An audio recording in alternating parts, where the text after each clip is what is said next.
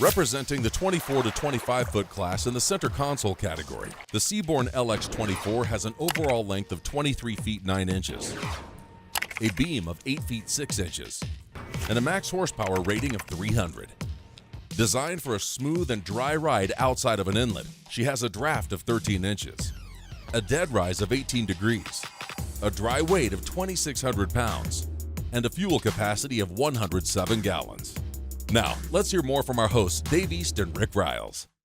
We're aboard the Seabourn LX24. Now, this is the largest boat in their LX series of center console boats, and as 24-foot boats go, there are larger ones on the market, but that's not this boat's mission. At 24 feet, this boat fills that gap in between being a larger bay boat or a smaller center console boat. Right, it's neither.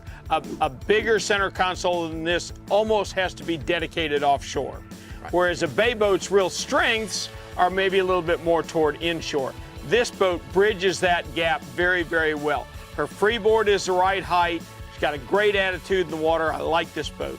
We hit this boat in the inlet this morning, and I could see from my vantage point, it was rough. How did you handle? Oh, I handled great. We stayed dry. I mean, there was 1 or 2 drops of spray on the windshield. That was it.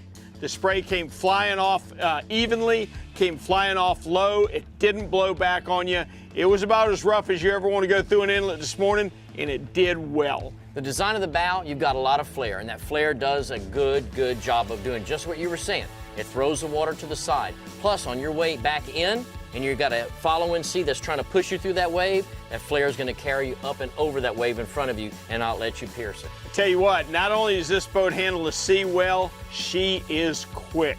This boat is really fast with a 300 on it. Well, you've got a double step built into the bottom of the hull. And what that does, it lessens your wetted surface, you get increased performance, and you get increased fuel efficiency. Now let's look at the interior design, because this boat really, it's good for the family, it's good for the fishermen, and there's reasons why. Let's look a little bit further into it.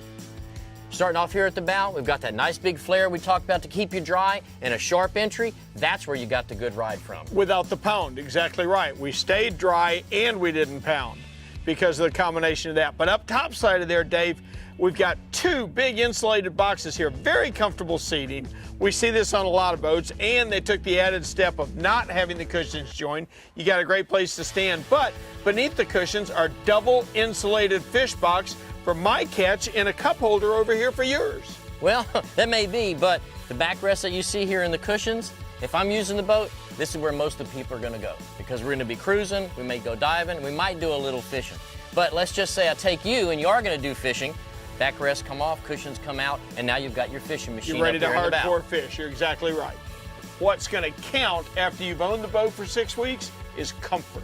And it's hard to describe a console as comfortable, but this one really is. I can see over fine standing up.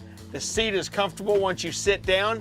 You've got a good footrest, still easily see over the bow. This helm station, combined with the console, is comfortable.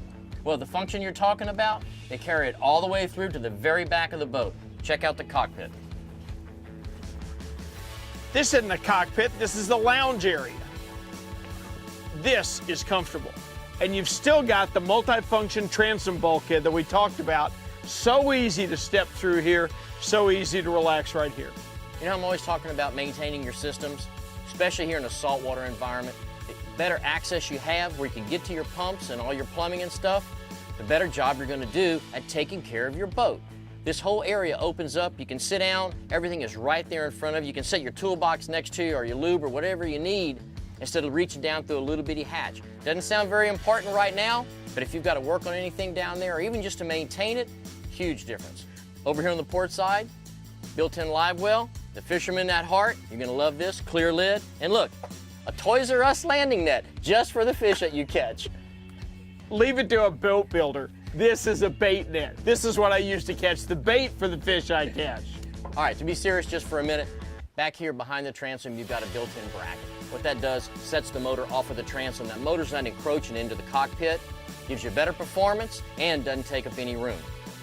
Starting from the bow all the way to the stern cleat, we've been through every inch of this. We didn't find a lot we didn't like. I tell you, another very fun version of a great boat from Seabourn. Well, if a bay boat's just a little bit too small and a big offshore center console is a little bit too big, this boat fits right there in the middle and might be the exact boat you need.